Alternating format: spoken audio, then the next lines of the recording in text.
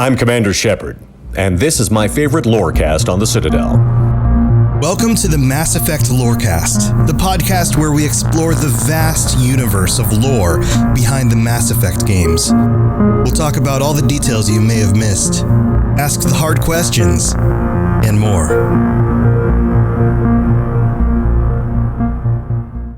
Greetings, Spectres. Welcome back to the Mass Effect Lorecast. This is your host, Tom, or Robots, and I am here, as usual, with my wonderful co-host, N7, the legend. Welcome back to the show. How's it going, N7?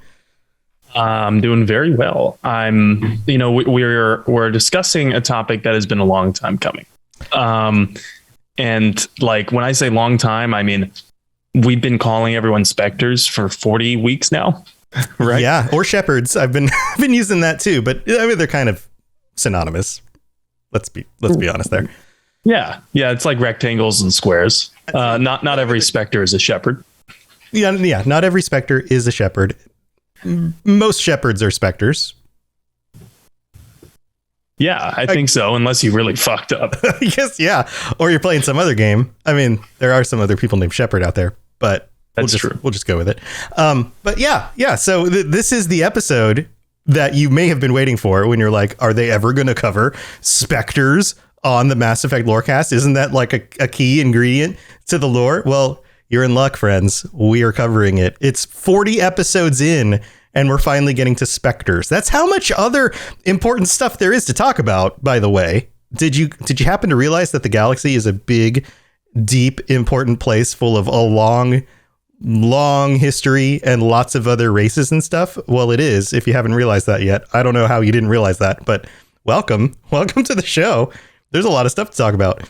Yeah, we're damn near a year in, and we still have so much to go. We have I don't even know if we're going to be finished with like original trilogy stuff by the time the next Mass Effect game comes out. Dude, it's kind of good though, because it's going to be a while. We're going to have things to talk about until the next game comes out. But I have a feeling as we get closer to the next game, we're going to get more leaks and more trailers. We might actually have to take a break from some of these episodes where we're going back and talking about the lore to have some actual episodes where we're doing things like, breaking down the new trailer and stuff like that. But we're not there yet. We've got a long path until those episodes come out.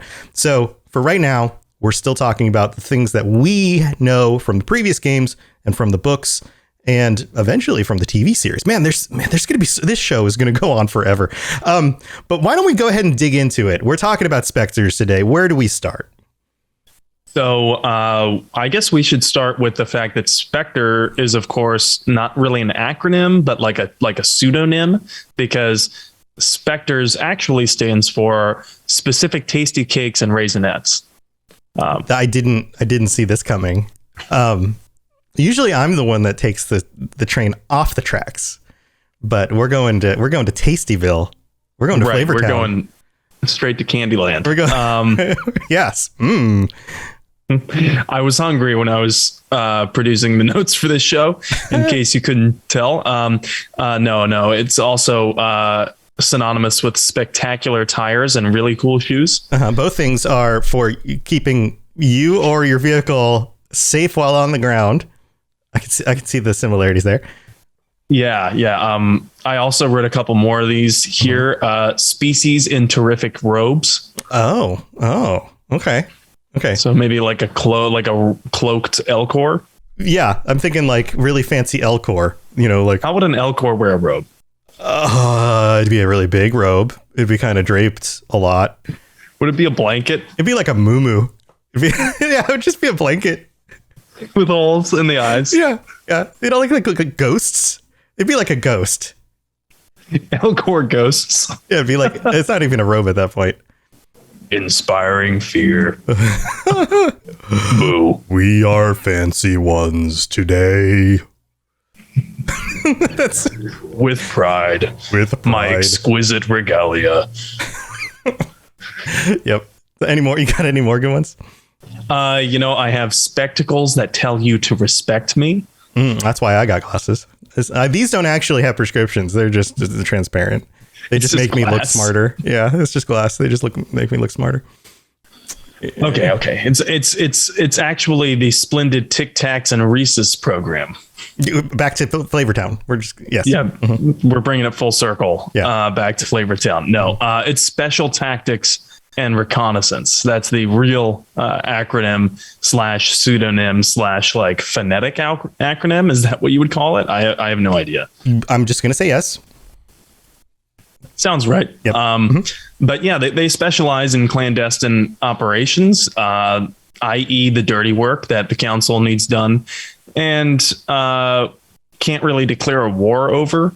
So, which is interesting because, they're a clandestine group who's designed to operate outside official channels. But like we've said, everyone seems to know when there's a Spectre around. They're not very subtle. Yeah, no. It's kind of like when you watch a 007 movie, when you watch a James Bond movie, everybody knows he's freaking James Bond 007. Like he freaking announces it. I've never understood that from a young age where he's like, I'm James Bond. I'm James everywhere. James Bond. I'm James Bond 007. James Bond. He just goes around and tells it. It's like, how are you a secret agent when everyone just knows that you're freaking James Bond? The name's Bond. Yeah. Like it does. Yeah. I don't know. I don't know how that works. The social security number is 187. Like he just tells them they're like all of his personal identifying information. Right. And even if he didn't, like they would just like bartender, be wary of anybody who comes to the bar and orders a martini shaken, not stirred. All right, boss, I'll keep an eye out for you. Like cool. Now we got boss. Guy came up. He had a funny English accent, posh suit. Asked for a martini, shaken, not stirred. You think that's the man we're looking for? Did he pull out a silent pistol? Oh, yeah, boss. That's the man. Did he say his last name first? Because no one fucking does that. No one does that except for secret agents. Oh, you're right, boss. Should I off him? Absolutely, but carefully. By the way, he's going to try to have sex with you. All right. Wait until after the casino scene. Wait until after he has sex with you, then murder him. Okay. But yeah, how does that even work? Like, I guess. Well, it's interesting. You're not a secret spy, but okay, go on. Right. It's interesting you should bring up Bond because Bond is arguably more a part of a real organization than a Spectre is. Because there's not really an organization. They're like the Spectres aren't really an organization so much as they are like a group of individuals. They're like a loose group of the galaxy's most elite people. So and they're actually an homage to the League of Extraordinary Gentlemen. That's not true. Don't believe that. I made that up. That's a joke. For everyone listening at home, please disregard that. But they're going to tell their friends on the internet. Someone's going to post a Twitter post and say, "Little known fact: Spectres are," and then people are going to be like, "Oh," and then that's just going to get shared on the internet, and it's going to be like one of those things that everyone knows all of a sudden. Oh, right. Yeah. It's going to become part of the Mass Effect zeitgeist. Yeah. Yep. I hope not. Yeah, like swimming after you eat a meal, you got to wait 30 minutes. That's not actually true, everybody. By the way, that's not actually true. I don't know who started that rumor. It's not a real thing. Yeah, Tom here is an avid fan of downing a rack of ribs and then swimming a lap. It's actually like it's not comfortable, but you're not going to drown. It's totally fine. That is what they call an old wives' tale, right? Yeah. So. Oh, totally. There's tons of that stuff. But this is going to become one of those. Yeah. The League of Extraordinary Gentlemen Spectre connection, coined here first on the Mass Effect Lorecast. So, they are a group of extraordinary people, and they're a group of the best military and intelligence operatives in the galaxy. But they are not stars of a cheesy film with too many explosions. No, I'm kidding. That's the Expendables. I need to stop referencing action flicks. That's Fast and Furious. Yeah, that series has gone on arguably too long. After the first one, it was too long. But anyway, moving on. They are, yes, they're a group of elite military and intelligence community people with, but they've been trained during the course of their career to fight and survive with limited resources and sometimes alone. So it sounds like a natural progression from the N7 program, right? That's what it sounded like to me anyway. Yes. And they rarely coordinate amongst each other. And it seems like one Spectre is assigned per mission. So Nihilus, that's part of why Nihilus is surprised to run into Saren while on assignment. The other reason is because Nihilus, I don't know if anyone knew this, but Nihilus is heralded as being one of the Spectres, like one of the most famous Spectres, one of the most respected Spectres. He's, very highly looked up to. He's very highly decorated. Unlike Saren, unlike Bilo Gurgi, he does not have a sketchy, track record. He's very respectable. And so when he runs into Saren on Eden Prime, he's surprised to see him because normally there's only one Spectre. The council assigned me to this. What the hell are you doing here? And then he lowers his guard, and then Saren's a dick, and he just shoots him right in the back of the head. And it's so funny. This whole thing that happens with Saren and Nihilus. I was just talking to my girlfriend about this not long ago because she just started playing Mass Effect, and she thought, because at the very beginning she thought that Nihilus was going to be like a major guy, like a main character. Yeah. Well, I mean, it makes sense that you might think he's a Spectre, right? Right. He sounds like he's going to be important. We're led to believe that. And then so she decided, like, she was having a pretty awful day, and she wasn't feeling well. So she was just being super sassy to Nihilus and giving him all the renegade options, and fully expecting that at some point she could just, level out and be nice to him. Then he dies on Eden Prime. Oh, no. Yeah. And she was like, what? Oh, no. I was a dick to him before he died. Oh, no, I can't ever apologize. No, yeah, that opportunity's gone. Life lesson, girlfriend. Don't be a dick to me because I might die. Next time she says something like kind of mean and kind of rude to you, you should just look at her like just blank in the face, just stone cold, and just go, "You really want that to be the last thing you tell me before I die?" And she's gonna go, "Shut up," and then she's gonna walk away. I could die like tonight. Yeah, a train could hit our apartment just on the third floor. Just come right through the apartment. You never know. You really want that to be the last thing that I mean, that's it. Just guilt the hell out of her. Yeah, I know. You really want that grumpy statement about handing you that fork to be the last thing that you tell me? Look, yes, I did eat the rest of the cake, but I could die tomorrow, so there's that. You really want that passive aggressive comment about me working out more, promising to work out more, and not working out today to be the last thing that you say to me? Better yet, say that, but in posted form. Just leave it on the fridge as a please note, the last thing you said to me was kind of passive aggressive and rude. Please don't let that be the last thing you say before I die. Oh my God, if someone said that to me, I would be like, what the hell? Oh my God. But anyway, about the Spectres. About the Spectres and not my relationship.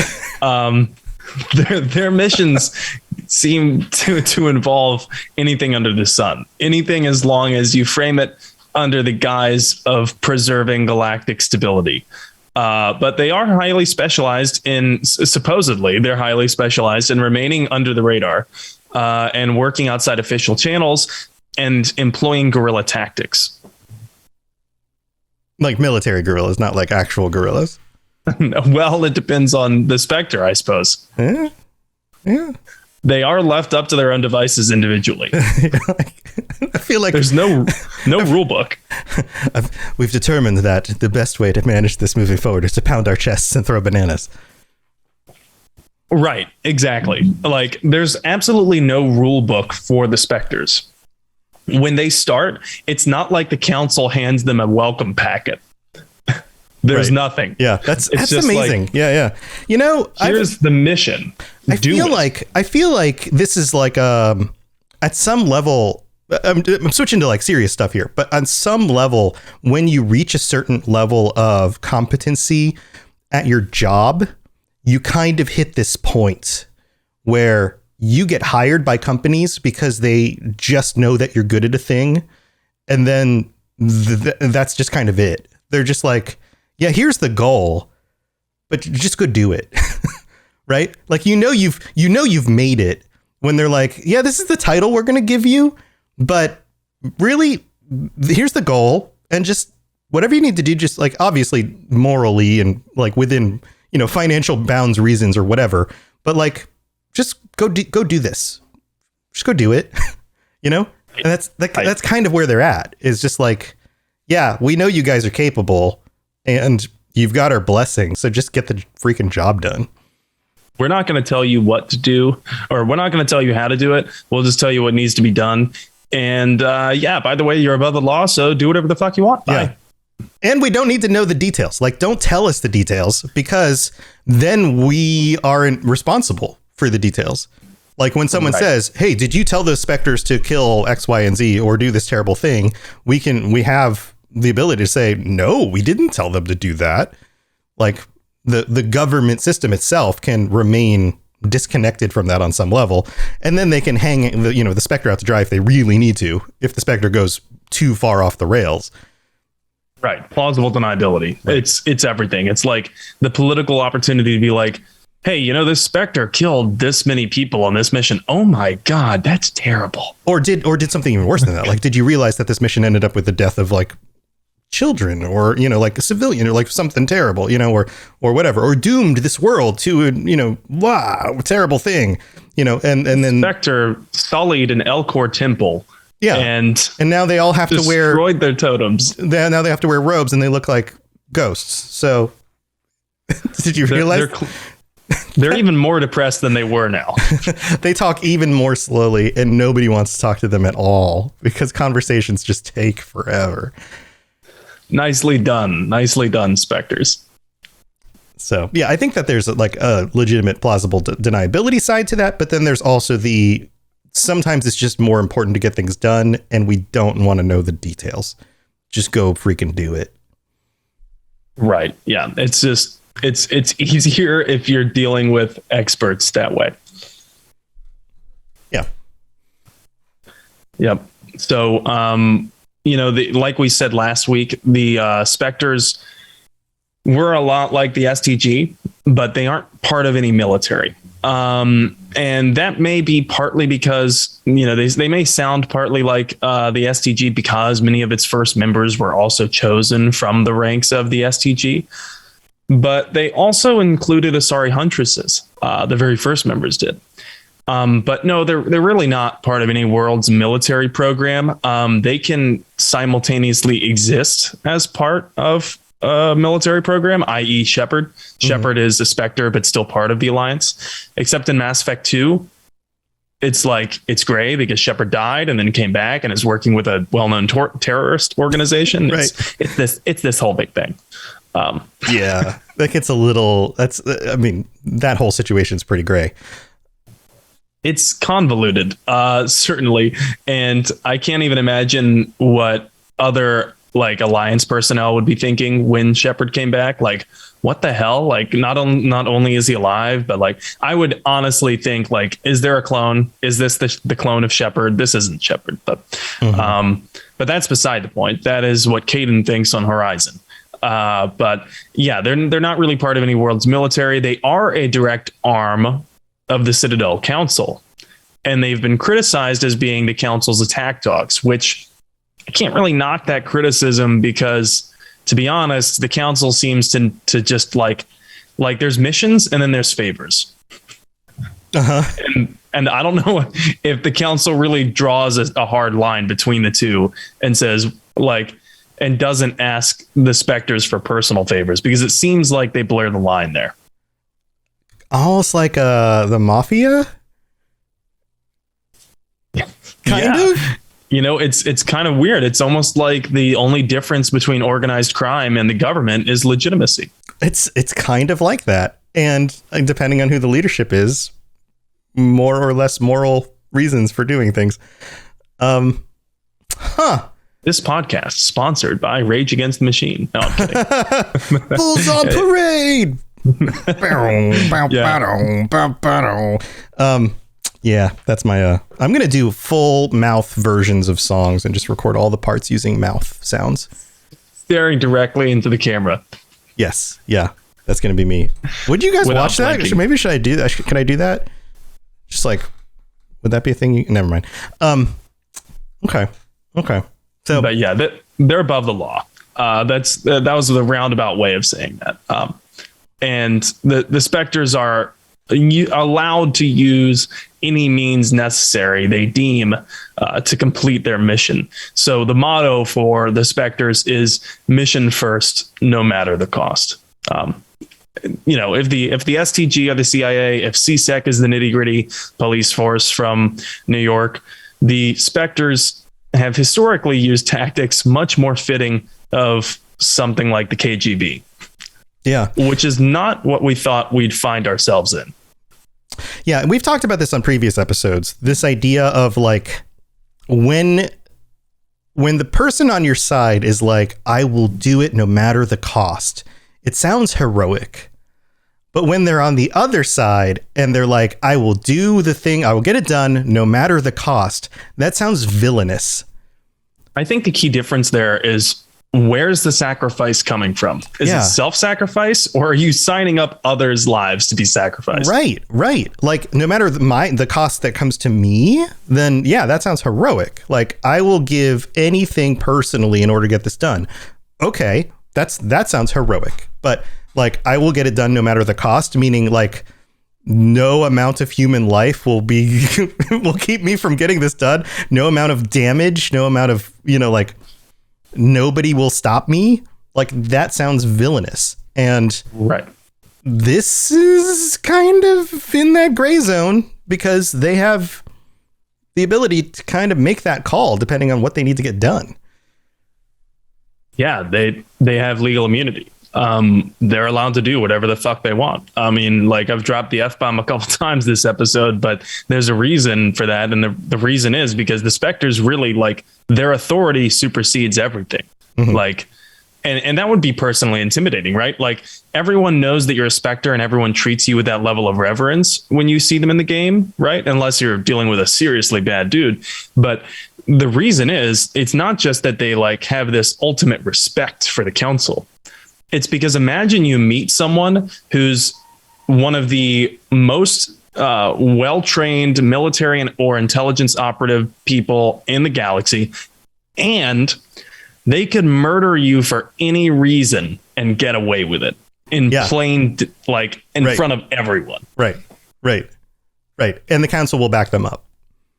Like, multiple nations from multiple races in the galaxy will have their back.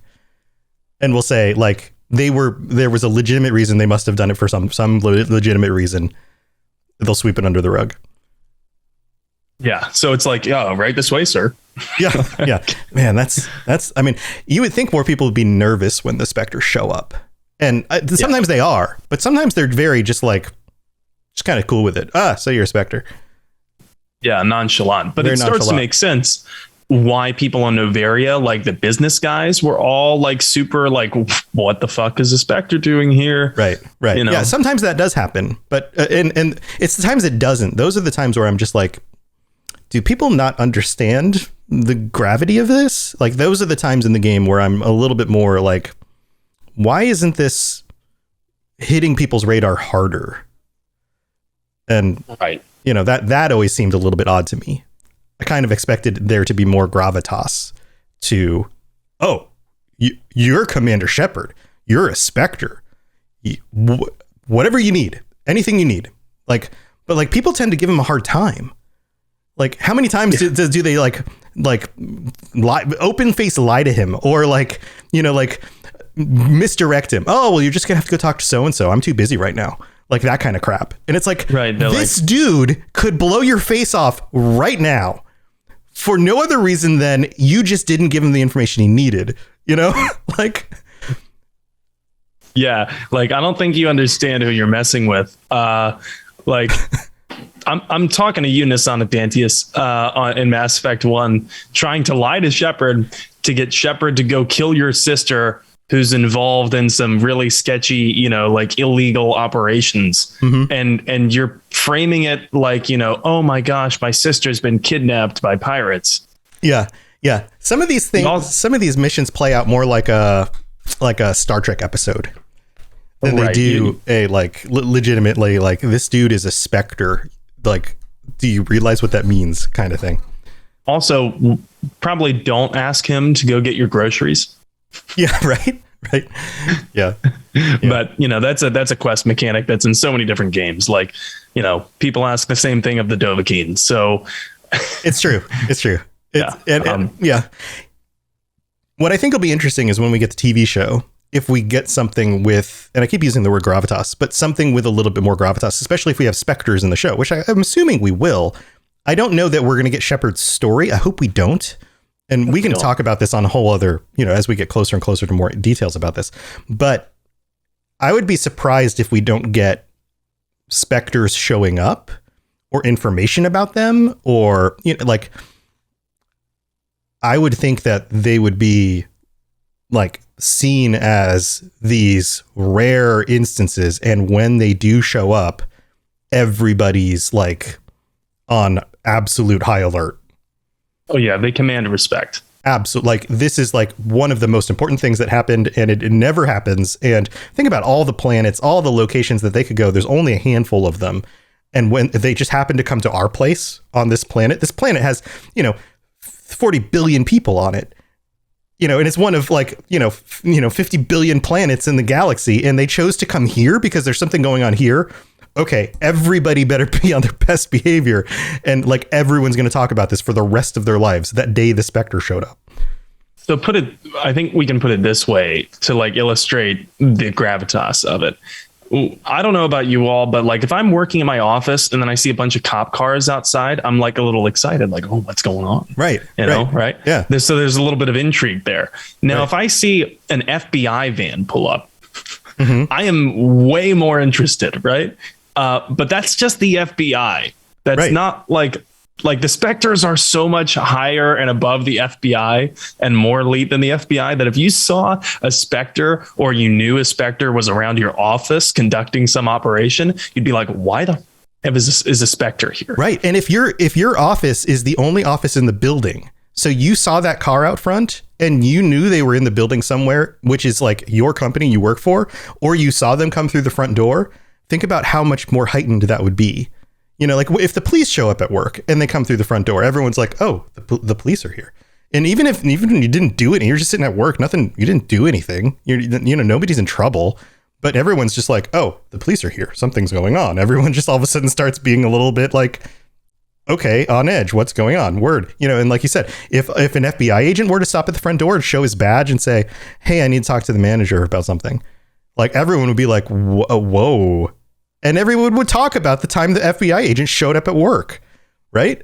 This like a Spectre shows up and walks around your office. Like, that's a rare thing. That's like a president or a senator showing up and walking around your office. Everyone would be like, holy crap, why are they here? What is going on?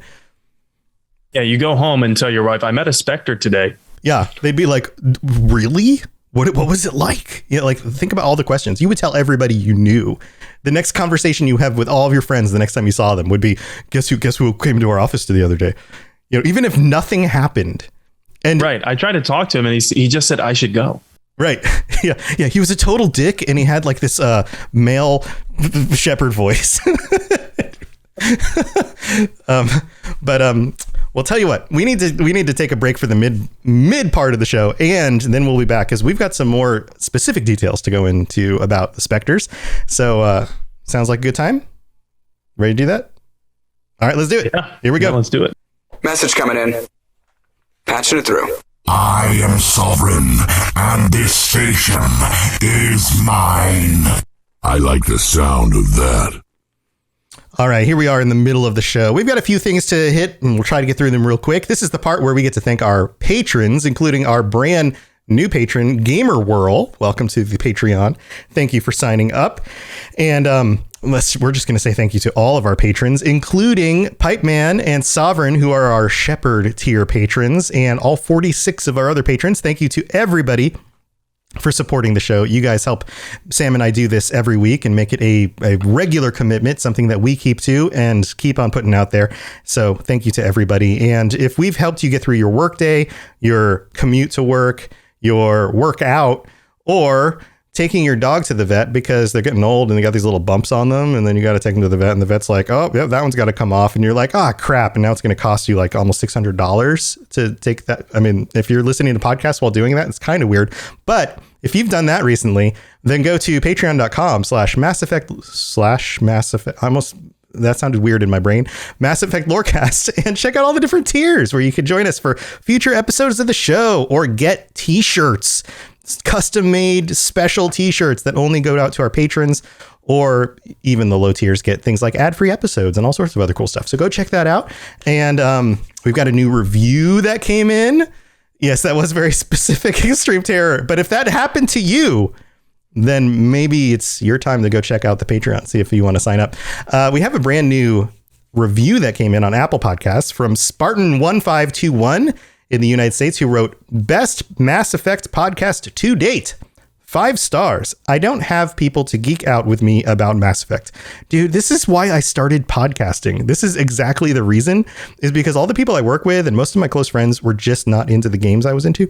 They go on and say, "But hearing these two dive into the lore and history of the series gets me very excited, knowing there's people who love the series as much as I do. Comparisons are on point. The small tangents are either super funny. They think we're funny." That's awesome. I'm kind of biased about that, but yeah, that's great though. Because sometimes we're really dumb, or related to the topic, and they try to look at topics through different lenses for better understanding. Their passion for the game and its history are unmatched. However, I think the friendship and casual flow of the conversation between Tom and Sam is a real charm of the show. Truly caring and kind people who care about this universe. I'm very thankful for this show. Man, that's such a nice review. Thank you so much, Spartan. If you would like to leave us a rating or review on Apple Podcasts, then we will read it out. All you have to do is leave a 5-star rating with some words. We'll read it out on a future episode of the show. Thank you again so much for everyone who takes the time to do that. And a reminder, you can't leave reviews yet with words, but on Spotify, you can leave us a 5-star rating. Just make sure you go to the show setting, not the individual episode setting, and scroll to the top. Look below the name of the show in the description. On the top left, you'll see a little section where you can choose the number of stars.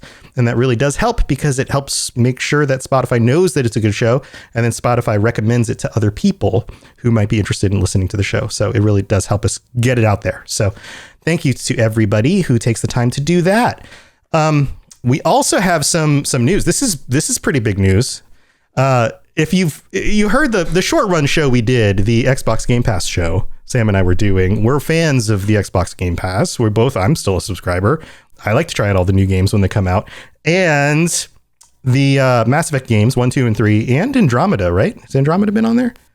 I believe Andromeda has been on Game Pass for a while. Yeah, are all on Game Pass, but now Legendary Edition is on Game Pass for Xbox and PC. So if you're one of the, 10 people on the planet who haven't picked up Legendary Edition yet, and you decide to get Game Pass, or you already have it, you can now play the Legendary Edition on Game Pass, which is freaking amazing, because the upgrade is totally worth it. It's really, really cool. So that's awesome. Anything else we want to call out, Sam? Well, yeah. I have my own announcement for the show here. And this goes out to everyone who's listening. We are looking for science-minded experts, people who work in the scientific community, to talk about things like astrophysics of Mass Effect. You know, the FTL, the mass relays, etc. All of these different really cool heavy science aspects of the science fiction genre that are in the game. We want to talk to people who might be able to comment on that. I want to be able to ask someone, how sound is the science behind these concepts from the game? Could these things ever happen? And I think that a lot of our listeners would be interested to hear from people who are highly educated in these fields, to be able to comment on that and say, this thing might be right around the corner. We are surprisingly close to unlocking the secrets of blank or something like that, or maybe not. Who knows? So if you work in that field, or if you know someone who does, please send us an email at masseffectlorecast@gmail.com.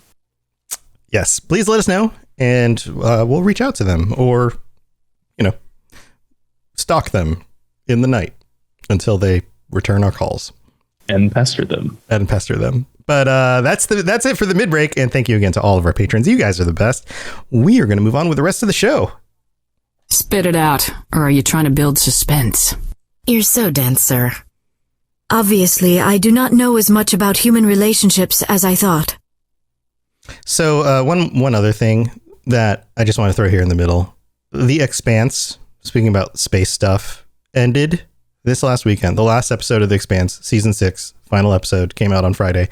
And I've mentioned it on the show before. This is the best sci-fi show that has ever existed. It is freaking the best. And if you have not watched The Expanse, it's on Amazon right now. Go watch it. Go watch it now. It's freaking amazing.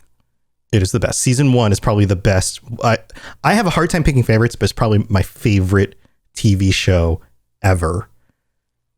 I'm just going to leave that there. Maybe second favorite, but maybe favorite. It's really good.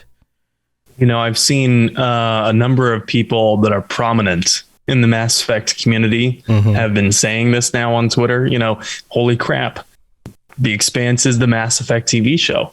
It is phenomenal. And talking about like science and the physics of stuff and how things move in space and all of that stuff, and the idea of like what happens when human beings come across something that they don't understand, and what does that do to human society and our governments and all that stuff.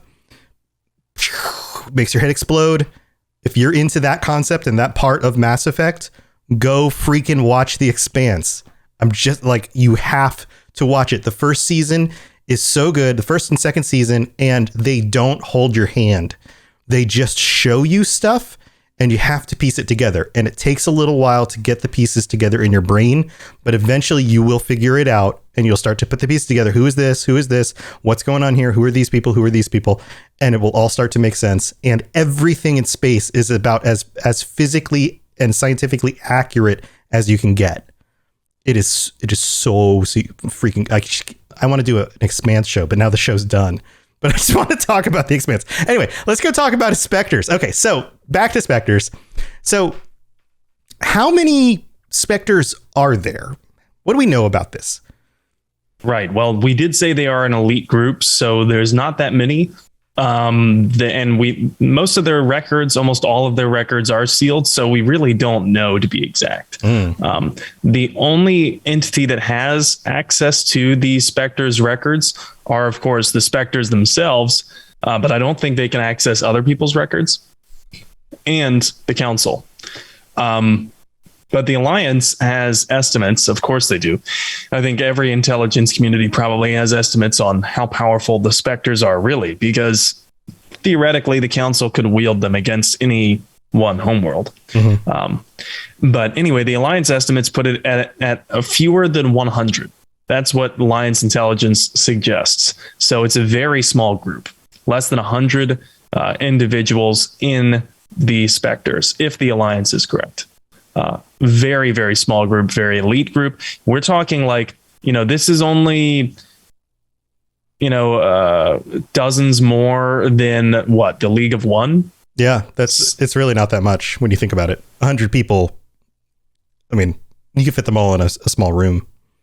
Right. You could have a conference of Spectres. Right. Yeah. They might all know each other, but unfortunately for us, we don't know all of them. But we've met a few in the series, and even one retired Turian Spectre in Andromeda named Avitus Rix. And of course, we do know that almost all of the Spectres, and by the way, interesting that someone is a retired Spectre. Like, how many Spectres you seen with gray hair, boy? Like probably not many. Yeah, you can't. I can't imagine that the lifespan for these guys is particularly long with the kind of work they do. No, the insurance policy has to be enormous. Right. I don't even know who would benefit from that insurance policy. Like The the council? close loved ones, maybe. You know, like I their feel like parents. none of the Spectres have close loved ones. Yeah. I mean, it seems like the kind of work you get into because you don't have connections, like personal connections. Right. I have nothing left to live for, so let's do this. Yeah, right. Yeah, probably. Yeah. But we do know that almost all the Spectres are chosen from council member races. And I say almost because in Mass Effect 1, humans aren't yet part of the council by the time that Shepard is selected. So it is almost exclusively from council member races. Mhm. In theory, the law allows Spectres to come from any race, but Spectres must be nominated to the council by their species ambassador. And technically, the Spectres are only chosen and selected by the council. But as in Shepard's case, Shepard was like, here he is. He was given to the council by humanity's ambassador because humanity really wanted a Spectre or a human in the ranks of Spectreship. Right. And then they're evaluated for membership. So politically, that's not really how this plays out. About any race can have a Spectre. Politically, that's not how this plays out. In practice, most are Turian, Asari, and now a couple of humans. I say a couple, and I say now because I'm assuming that we are talking post Mass Effect 3. Mm-hmm. And in Mass Effect 3, depending on who you chose, the survivor, the Caden or Ashley, they become a Spectre in Mass Effect 3. But it depends on your choices, right? So now a couple of humans too. And maybe this is partly why we don't see any Elcor or Volus Spectres, because they don't have a seat at the council. So who's gonna advocate for them to join the Spectres? Yeah. Poor Elcor and Volus.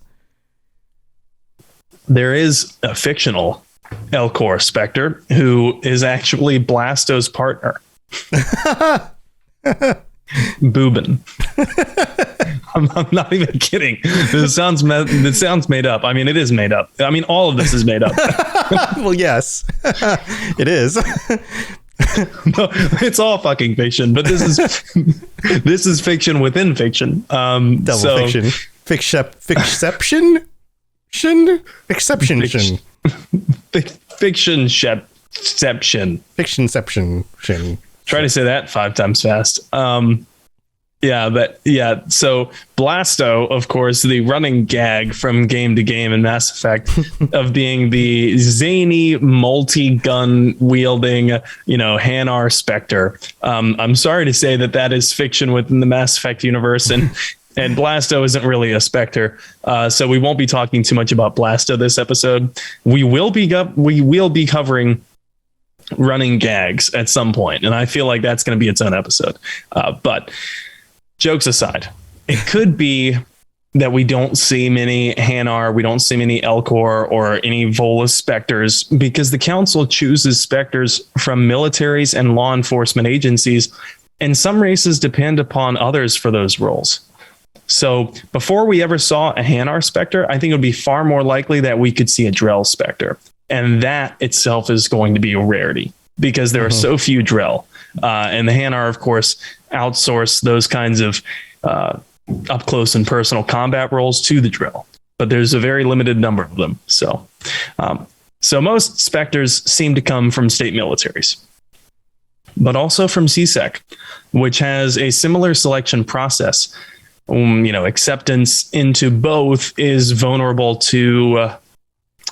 I want to say corruption, but that's not the word. The word that I'm looking for when I mean when what happens is those in power end up appointing their friends or political allies. Mm-hmm. They're just doling out favors. I can't think of the word right now, but basically the acceptance into CSEC, the acceptance into the Spectres, it's vulnerable to both. Like both of them are vulnerable to that kind of corruption. Right. And that also means that nepotism. Sort of nepotism. Yeah. Thank you. I couldn't think of that word. But that also means that if you're on your own species' bad side, if you don't get along with your own species' current government, if your political beliefs are dissident with that, and you make that known, I doubt that you're going to get that kind of opportunity. I doubt that you're going to ever see the Spectres. Garrus comes to mind. Yeah. Because he famously says he's not that good of a Turian, because he wants to get the job done his way, which is ironic because that's what Spectres do. Right. So they're chosen. They're kind of volunteered even by the governments or organizations they're part of. But once they're put in the program, is there like training for them? Like, how does that work? There's not. They are evaluated sometimes for years at a time before they're admitted into the Spectres, but there's no training. So the whole philosophy behind that, the whole philosophy behind the Spectre program is that they've already proven themselves. So their recognition is based on the history of their superior abilities, not their aptitude to learn more or do more. So it's almost like more...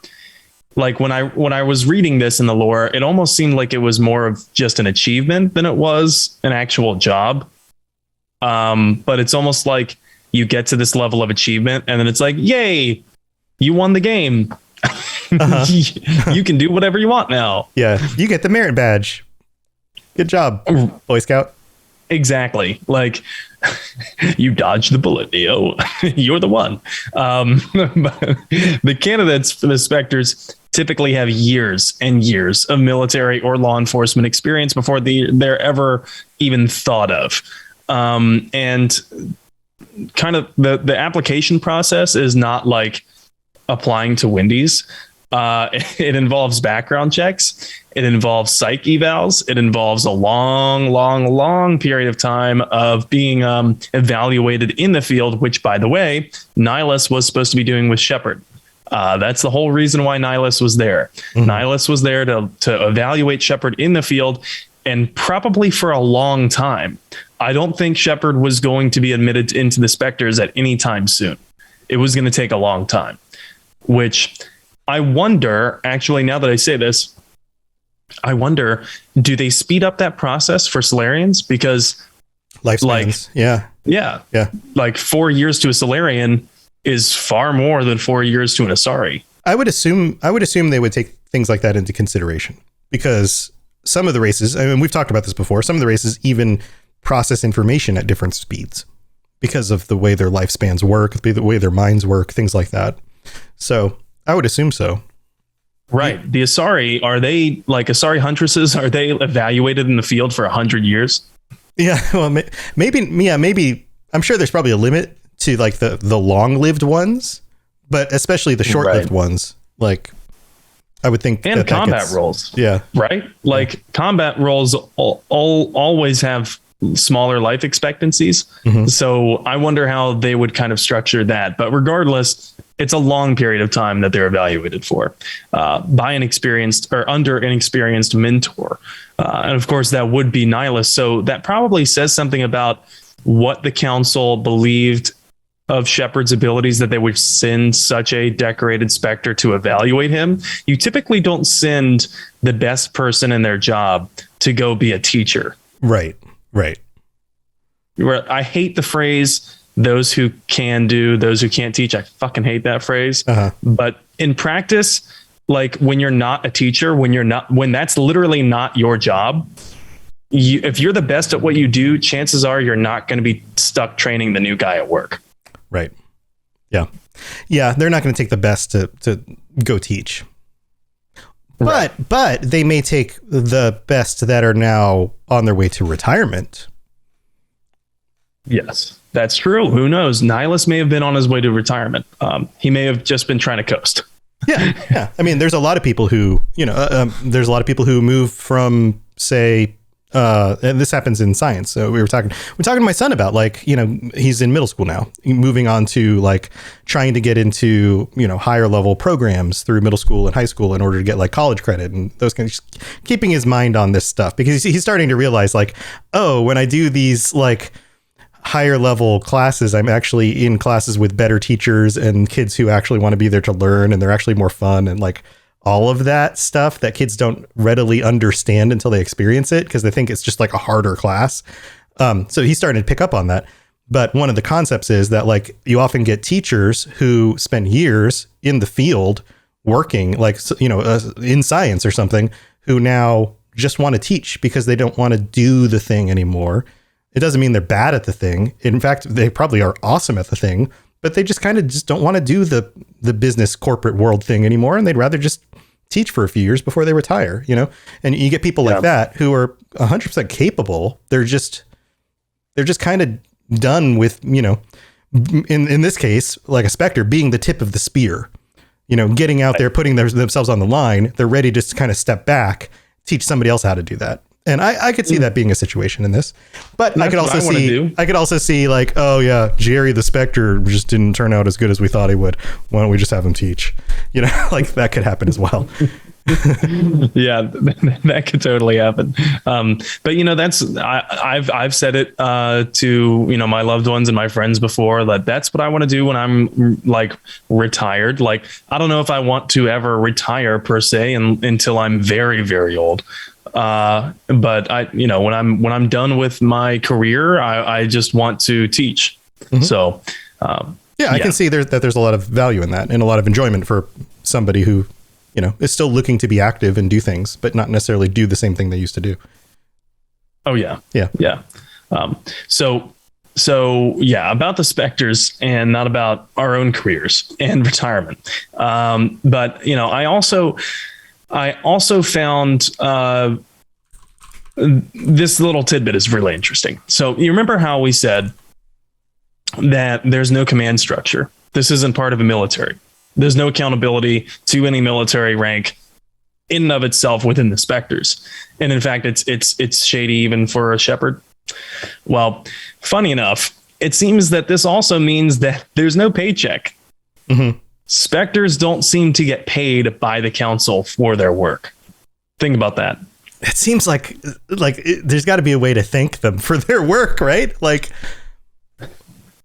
what the hell are they getting? Like, where are they getting the money? Right. One, yeah. Where do they get the money? Two, what, like, usually your paycheck is kind of your thanks for doing this, right? Like, yeah, we hope you don't starve. Yeah. Like, not only do you need to survive, but also like, or your bonuses, like, hey, killer job putting down that rebellion. Here's some more money, because what else are they going to give you? You know, a firmer handshake. Like, what, you know, like, here's another medal on your jacket. Right. Like, what else? No one will know about. What else has value in those kinds of scenarios? Like, now I promise I'll be your best friend. You know, like, that only works on the playground when you're in kindergarten. Like, right. It doesn't really matter, because like the prestige that would come from being a Spectre, it's like no one knows what the hell you did because all your records are sealed. So you can't even brag about exposure. Yeah, they can't even say, oh, now we're going to let everyone know what you did, so at least now you're famous. Like, they can't even do that. Right. I don't think Saren was getting Nike deals. I don't think they can use their likeness for sponsorships. However, Shepherd certainly does. And Shepherd gives out his sponsorship left and right to stores on the Citadel and even this podcast. That's true. So it's a brand new world out there with Shepherd. Yeah, Shepherd doesn't give a shit. But you know, so they don't get a paycheck, and the Spectres are expected to be financially independent. So they have to have a side gig. Yeah. So how are they expected to have time to do this full time unless they're also funded by like their own government or something? So that's what I'm thinking. So I'm thinking that their own governments are paying them because they're also acting as an ambassador. Mm-hmm. Sorry if you hear that in the background. I don't know what that is. A dog or something. It sounds like. Yeah, someone's pounding against a wall next door or something. I don't know, but. Yeah. But anyway, they're expected to be financially independent, and Morton even jokes about this, saying that when he was part of the STG, they quote didn't have to buy their own weapons. Yeah. So, Thanks, so Morton. this is of course just the creative way that they wrote into the game that the player having to pay for you and your squad's armor and weapons. This is.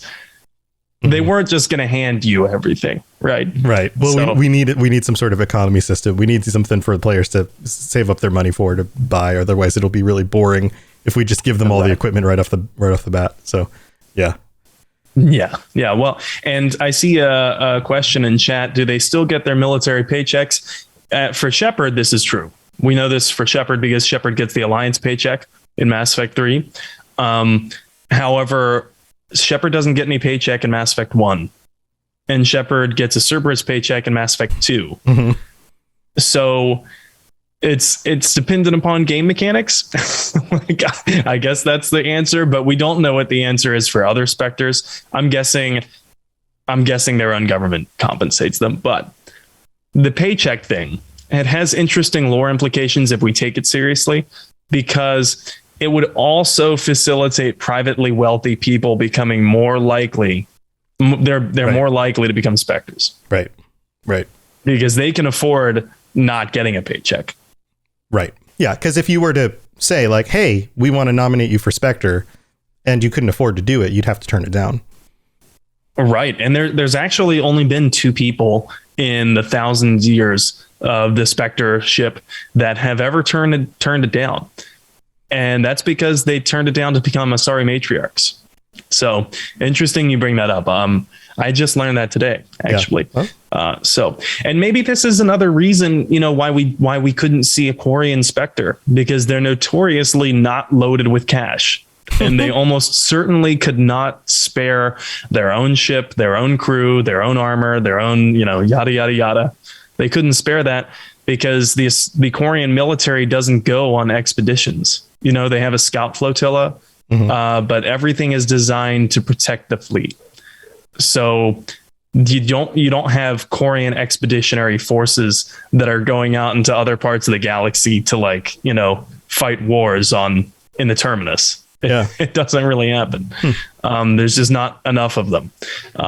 But it also brings up a good point about the wealth gap being absent from most Mass Effect conversations. I brought this up in a previous episode with you about the Citadel and about the very poor people living in the depths of the Citadel and kind of like that we never get to see.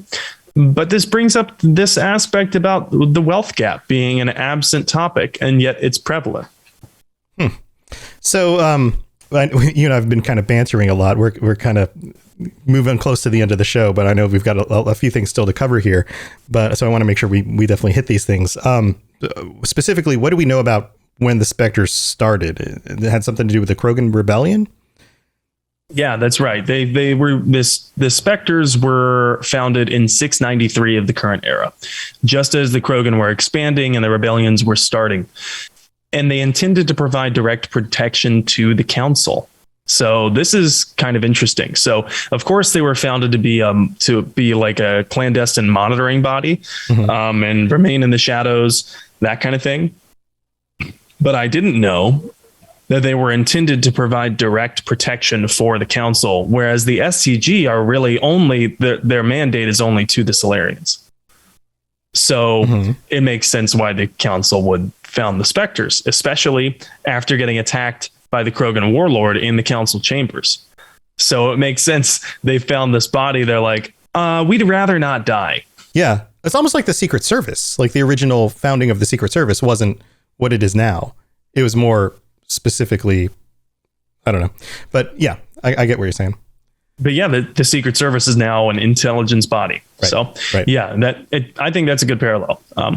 And when the Krogan finally did rebel, the Spectres used guerrilla tactics, like I mentioned earlier, but they also used computer viruses and they sabotaged Krogan infrastructure to slow them down. And that's before the Turians even joined the conflict. So interesting thing to note there. That means that there were no Turians in the Spectres at that time. It was just Solarians and Asari Huntresses. So and then the Turians joined the conflict. So they probably founded the Spectres and allowed them to get away with a lot out of necessity. They were desperate. They were losing this war, and they were afraid of the Krogan. So they're like, do whatever you got to do. Yeah. Yeah. So it makes sense to me, that they would relinquish that level of authority to a very select body of incredibly trained killers because they had no other choice. So I found that to be very interesting when I was researching this.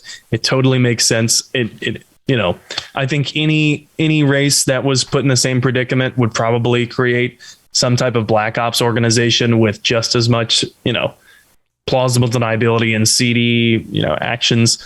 And in fact, maybe that's why they chose Belo Gurgi for the first one, because if we remember, Belo Gurgi was accused of doing these horrible things to accomplish his mission. And instead of being punished, he was inducted as the first Spectre. Right. So he was rewarded almost. And in fact, it wasn't until after the Krogan rebellions that the public even began to know that the Spectres exist. Like after the Krogan rebellions, that's when the council made their role public. So when we consider why are there no Krogan Spectres, this has got to be why. It was an arm of the council's defense formed specifically to combat the Krogan. Right. Right. So the council would be too scared to confirm one. Yeah. And my question is, would the Krogan even want to? Yeah, it doesn't. The two things are just in opposition right from the beginning. Yeah, from the very beginning, I don't even know if the Krogan would want to join to become a Spectre, because it's a symbol of oppression for them at the very like most idealistic. It's a symbol of oppression, right? Or mistrust, or any of those things. I could see all of that being absolutely. A Krogan joining that rank would definitely be shunned by their own community. So, and earlier how we said they're above the law. Well, that doesn't just mean that they're incapable. That doesn't mean that they are incapable of being penalized, because that's not true. We know from the games that after Saren is finally exposed with Tally's help, the council strips him of his Spectre status, which effectively tells the rest of the galaxy's law enforcement agencies, hey, this is one bad hombre, and you should not just let him do whatever he wants, because he does not have the legal immunity anymore. He's just a murderer. He's not a terrible dude. Don't trust He's not this a guy. Special murderer anymore. Nope. His murdering is bad murder. This is bad murder now. This is bad murder now. Ad quote. But we also know in Mass Effect 2 that this is not true, because the council gives Shepard a hard time and threatens to revoke Shepard's Spectre status forever, not just because Shepard was dead, but because Shepard is now working with Cerberus, like we said, a proven terror organization and human supremacy group.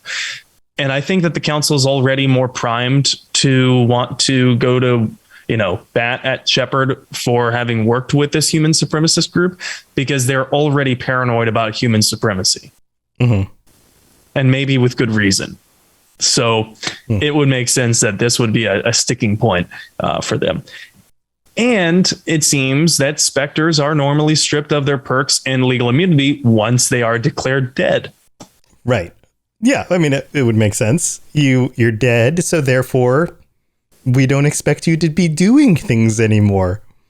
But do their records become available once they're dead? I bet they don't. I bet they don't. I bet absolutely not, because they're going to keep all of that stuff buttoned up and kept away from the public. Yeah. So they're not. So what famous stuff have the Spectres actually done other than quelling rebellions? I mean, what other things do we know about? So this is just it, really, because their records are largely sealed and they're supposed to be these backroom problem solvers, as the Codex puts it. We really don't know much about most of their actions. But we do know about Saren's shady past. I mean, past before even Mass Effect 1. We know about Saren's shady past because he was one of the subjects of the novel Mass Effect revelation, which I'm not going to spoil too heavily until we get into episodes about him and Anderson specifically. We are eventually going to do those, individual character episodes. But the long story short is that Saren was tasked with tracking down an illegal weapons exchange and he stumbles upon this conspiracy involving Anderson, Collie Sanders, and humans developing AI. And of course, we all know of the famous actions of one Spectre in particular, which is Commander Shepard. Right. I'm not about to list the entire plot of Mass Effect 1 through 3. Right. Well, let's start do that. at the beginning. Let me just back up a sec and run through all 3 games for you. Right. This episode will be 120 hours long. Hold on. Here we go. Buckle up, buckaroos. If you want to do that, I suggest playing the games. So we don't know too much about the famous actions of the Spectres, aside from Commander Shepard, aside from one kind of not well-known incident with John Bao and the Hanar guy who was going to forsake his entire race in Mass Effect 3. I would not say that's famous. We don't know too much. They may indeed be behind some of the galaxy's most well-known events. In fact, I'm pretty sure that they were involved in the Genophage deployment. It would make sense timeline-wise. It would make so much sense if they were. Yeah. But I think that there's a high likelihood that they will be a mainstay in any future games, in any future media that we brought up, like the TV shows. Moving forward, I would be surprised if there weren't Spectres. And I would not be surprised if the next player character is a Spectre. I think they're probably going to continue with that kind of thing. Like every player character is a Spectre, because it doesn't limit anything. You can be a different race. You could be a human with any kind of background, but it's a framework. It's a lens through which to already perceive the game. Right. And it gives you almost an unspoken goal. You already have a mandate right from the beginning. Yeah, preserve galactic stability at any cost. At any cost. And that could be Renegade. It could be Paragon at any cost. Right. But it allows you to be good or bad. But you at least have a goal. That goal is set. The way you handle that goal, like we mentioned at the beginning, is up to you. And that's from the beginning what these games have been about, is your choice at how you handle that goal. It's not changing your goal. Your goal never changes. It's how you manage that goal. And that's where the ethical developments come from. That's interesting. So that's Spectres. It would be interesting to see where this goes. I'm excited to see both the television show, the next game, how they handle Spectres moving forward past Mass Effect 3 in the timeline. How does that affect things? I also think that it would be really cool to see some things kind of break new ground in the lore. Like what if we do get a Krogan Spectre? What happens there? Like there's always going to be a first time for things. And that's when things get exciting, like the first Krogan Spectre, and he does get shunned and you have to deal with that, or they have to deal with that and you meet them and they're a character in the game, like that kind of stuff showing up in future games would be really cool. Yeah, I agree. And I think that the Spectres provide that structure that's necessary to be able to have a compelling plot. Of course, I think that the goal in Andromeda, the player's objective, was a little bit looser defined. And I think the game may have suffered for that reason. I know people would push back on me for that because they'd say, well, the Pathfinder is supposed to, find a new home for humanity. Mm-hmm. But what does that mean? What does that mean? And why is the game that's supposed to be all about exploration, why is it so clinically depressing? Right. And why does it only feature so many worlds, when you're supposed to be exploring? Like there's limitations around that. So, well, thanks for everybody for tuning in on this episode. I hope you guys have enjoyed it. And we've got some very special stuff coming up. In 2 weeks is our patron episode. So if you've been wanting to sign up to join us by the end of this month. You've got time to sign up before the 30th. And next week, Sam, what do we have? We have a very special episode. Yes, we do. We have a very special episode coming, which you and I are going to interview 2 experts from our community on the music of Mass Effect. So we're going to be talking about the scores that made us cry, that made us, just moved. Like, I'm number one, of course, that comes to mind for a lot of people is leaving Earth in Mass Effect 3. When you're leaving Earth and you see the child and all that jazz. That's the number one that comes to mind. I got a lot of my own questions. I'm sure you got a lot of your own questions. Yeah. And these are 2 very, very smart people, very smart musicians from our own Lorecast community that I can't wait to pick their brain. Yes. So stay tuned for that next week. We'll be, of course, streaming that live Sunday night at 10:30 p.m. Eastern, 7:30 p.m. Pacific, on all of the different Robots Radio channels. I now multi-stream everywhere. So whether you want to watch on Twitch or YouTube or Facebook or Trollo, I think is the name of the other one. I even started using that because why not? But wherever you want to watch, you can watch it. And of course, if you can't catch it live, you can always listen on the audio version or check out the video version up on the Mass Effect Lorecast YouTube channel. It has its own YouTube channel now. And you know what, guys, I would love for you to go just drop us a sub on the Mass Effect Lorecast YouTube channel. Help us hit that 1,000 sub mark to help us get monetized and all that stuff, because YouTube's going to drop ads in no matter what. So it would be nice if they kicked us back some of the money for those ads, because that would be pretty nice. You can't like that announcement came out about a year ago. They're like, yeah, we're going to start running ads on everything, whether you're monetized or not. So it'd be like, well, all right, well, maybe they could actually let us have some of that money. So we would love to help getting up to that 1,000 sub mark. That would be amazing. So thank you again to everybody for tuning in, to all of our patrons. You guys have been awesome. Sam, you have anything you want to share before we head out? I've got a new camera set up, got a new ring light. I've yet again been working steadily on improving the quality of my streams. So, and I'm streaming Mass Effect, both Mass Effect 1, my first FemShep playthrough, and Mass Effect Andromeda, where I've created a complete abomination that is very, very, very tough to look at. Not sure if you've seen. Yes. So MILF Rider is a hell of a Pathfinder, and probably a fan favorite by now. But if you're interested in any of that, if you're interested in seeing me play, and occasionally I'll just play other games for fun and stream those too, like The Sims, making a complete disaster there. Follow me on Twitch at N7TheLegend. I'm also on Twitter, Instagram, you name it, at N7TheLegend. That's awesome. I have an old video on my YouTube. I think it's still in the archive somewhere. If you guys really want to go see something ridiculous about The Sims, where I created a character named Fatty McButterpants in the Sims, and he dresses up like Darth Vader. I think the video is still in there somewhere. If you dig around in the archives, you'll find some pretty terrible stuff in my old videos that are still sitting around public. But yeah, if you want to go do that, you can go check out the Robots Radio YouTube, where I also stream, and of course the other platforms that I already mentioned. But that's what's going on. We've got the new updated website at robotsradio.net and a bunch of shows that you can check out.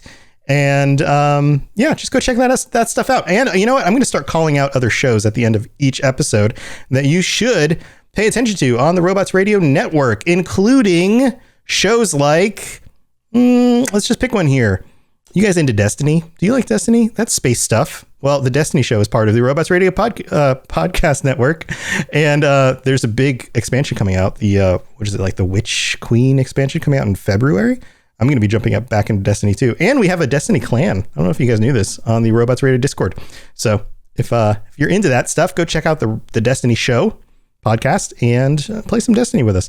But that's what we got for this week. Thanks for tuning in. We'll be back next week, and I will be streaming every day this week, either podcasts, and on the nights that we don't have podcasts, playing some video games with the community, including Skyrim with my mom on Tuesday nights, which is absolutely hilarious because she makes all the decisions and reacts to everything, and it's hilarious. So thank you, everybody. We'll see you guys next time.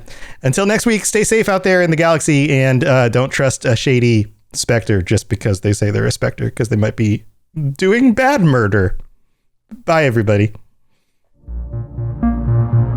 Thanks for tuning in to the Mass Effect Lorecast. We'd love to hear your opinion and thoughts on the lore of Mass Effect. Reach out to us on Twitter at Mass Effect Cast, or check out the Robots Radio Discord. Also, you can send us an email at masseffectlorecast@gmail.com.